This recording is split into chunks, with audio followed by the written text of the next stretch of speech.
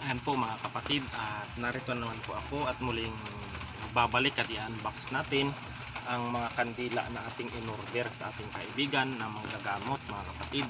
At aking ipapaliwanag sa inyo kung ano ang kahulugan o para saan ang iba't ibang kulay na kandila na aking ibabahagi sa inyo mga kapatid, para malaman ninyo at hindi kayo malito pag kayo ay nagre-ritual. Ito mga kapatid ay ituturo ko sa inyo ang pamamaraan, pero hindi ko ituturo ang aking pamamaraan kung paano mag-ritual. Ito lang mga kapatid ang aking ipapakita sa inyo ng mga kandila na in-order ko, at dumating lang kanina at nagkaroon ng kasi ng kunting mga kapatid, kunting problema sa delivery. Yan, at dumating na at nabuksan mga kapatid.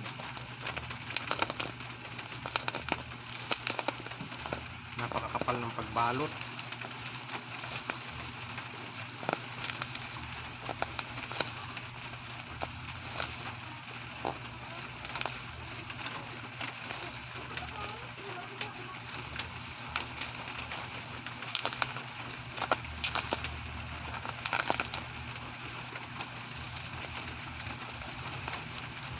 Ito mga kapatid, intro pa lang, napakaganda ng kandila na ipinadala sa atin ng ating kaibigan. Ito rin mga kapatid ay in-order ko rin sa mga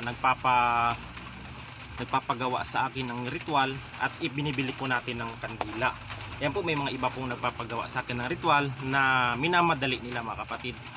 Sa pagsasagawa po nito mga kapatid ay hindi po minamadali, dahil po ang mga gamit na ating ibibili sa pagre-ritual ay ino-order ko rin mga kapatid. Wala po akong stock, wala po akong pera na ipang-aabo na sa inyo mga kapatid. Ito po ay may kamahalan din mga kapatid. Dapat intindihin din po ninyo na hindi po basta-basta. Wala akong pera na i-aabo na dito sa ating na ito mga kapatid. Itong mga kapatid ay mga siyam siguro mga kapatid. Hindi na ako kumuha ng itim na kandila dahil di po talaga ako gumagamit ng mga ganon. Dahil yan po ay pag gumamit ka ng itim na kandila ay kaliwa na po ang gamit mo. Gumagawa ka ng kasamaan.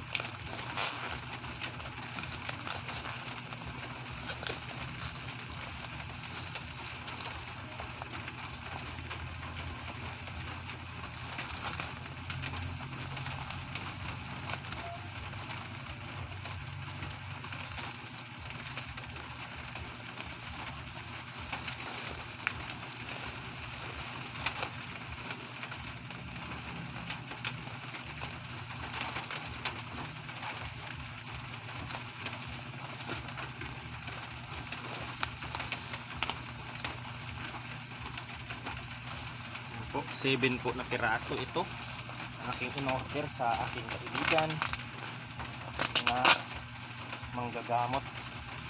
Ito po ay isang set po ito mga kapatid na ating ginagamit sa ritual. Lahat po, pag ako po ay nagre-ritual pang abot sa love life, pang kalahatan po yan mga kapatid. Unang-una, pang kalahatan, all in one po pag ako ang nagre-ritual. Isang bayad saka isang lang. At ang ibang mga ay naandito na lahat. Sa lahat po nagpapagawa sa akin, naandito na yung mga kandila.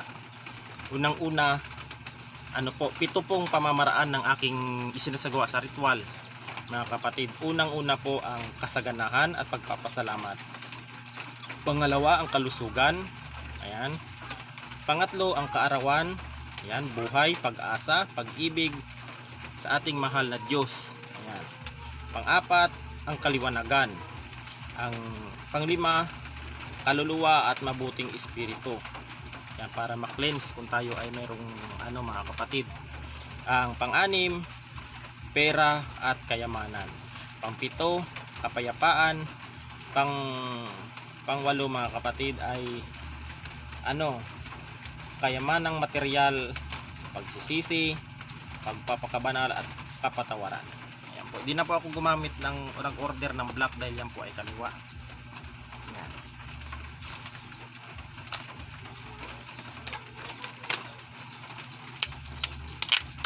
Itong yellow mga kapatid, itong yellow na kandila ay ano ito mga kapatid? Ito ay pang cleanse ng mga kaluluwa. Yan, mga kaluluwa ng mga taong nagpapagawa ng ritual. Yan po, pangkalahatan po yan. Yan po ang ginagawa ko. Yan. Ang puti naman po mga kapatid,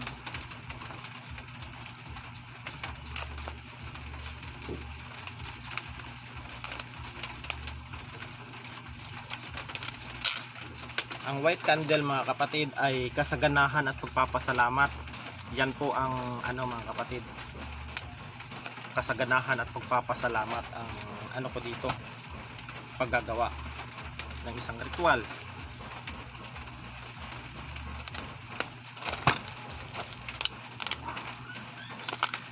Pangatlo mga kapatid ay ang red na kandila.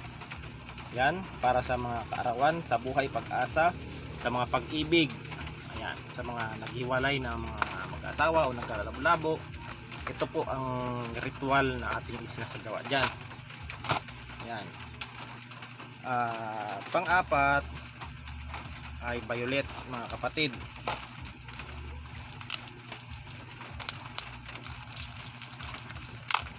Violet. Ang ano naman, ang sa violet naman po mga kapatid ay ano, ang kayamanan, material, pagsisisi at pagpapatawad sa mga taong nagkakasala sa kanila mga kapatid. Ayan. Itong pink, ito ay ang pink.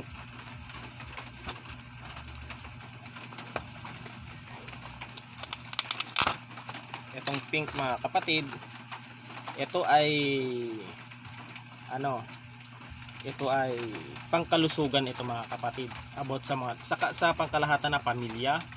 Yan po, kasama na po yan mga kapatid.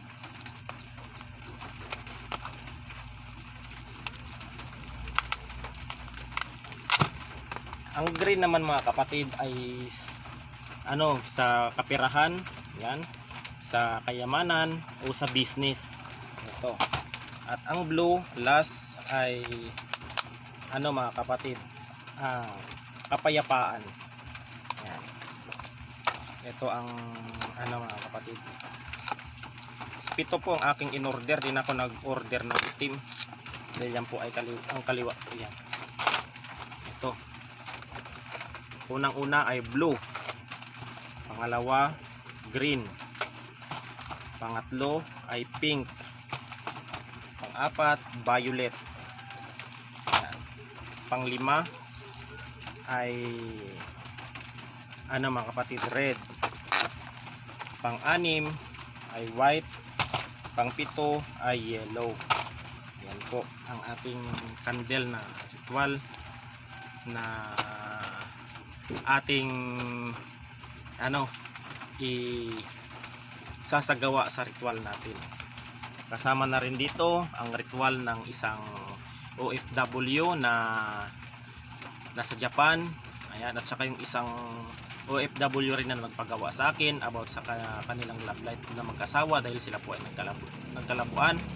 At saka si Sir Denver po, yan, na patuloy nating inaalagaan ang kanilang mga ritual. Ayan po, wag po kayong mawalan ng pag-asa.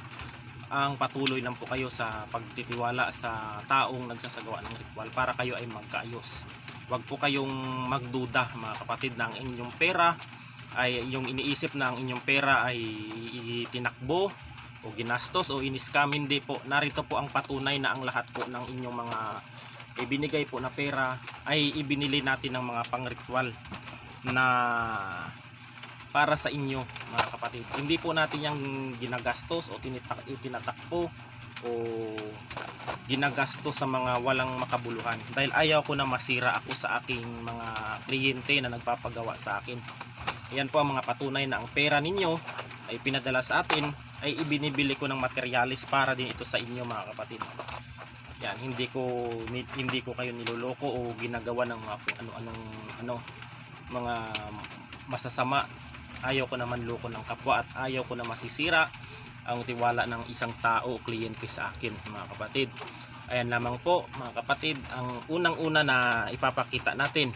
At sa susunod na ritual, ayan, susunod na ritual sa Martes yata kung dadating yung isa pang parcel na mga human love candle ritual na yon, ay isasagawa na natin. Kasi may dumating dito sa akin, pinauna ko lang dalawang ritual yon mga kapatid na aking isinagawa. Ngayon may 7 pa akong darating, hindi ko pa na sure kung dadating mga kapatid. Na order na rin natin yun. Ito ang inuna ko dahil ito ang importante sa lahat. Ayan mga kapatid, at hanggang dito na lang po, at God bless us all. Sunod na vlog ko about sa vlog ko, yan para sa mga gusto matuto na mag-ritual, yan sa mga good intention lang mga kapatid. Matuturo ako kung paano sa pamamaraang pagre-ritual para makatulong ako sa mga manggagamot na nagtatahak para sa ikabubuti ng lahat. Ayan po mga kapatid, at hanggang dito na lang, at God bless us all.